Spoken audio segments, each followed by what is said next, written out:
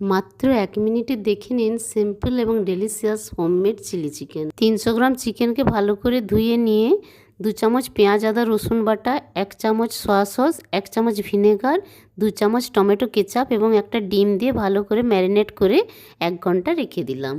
1 ঘন্টা পর কিছুটা রসুন কুচি, স্বাদ অনুযায়ী লবণ এবং 2 চামচ কর্নফ্লোর দিয়ে ভালোভাবে মাখিয়ে নিলাম। কড়াইয়ে 5 চামচ মতো সাদা তেল গরম করে চিকেনগুলোকে ব্রাউন করে ভেজে নেব। মোটামুটি 80% মতো ভেজে নেব। এরপর আগের থেকে চিলি চিকেনের আকারে কেটে রাখা পেঁয়াজ কুচি, ক্যাপসিকাম কুচি, কাঁচা লঙ্কা, জুলিয়ান আকারে কেটে রাখা আদা এবং রসুন কুচি দিয়ে দিলাম। 2-4 মিনিট নেড়ে টমেটোটা দিলাম।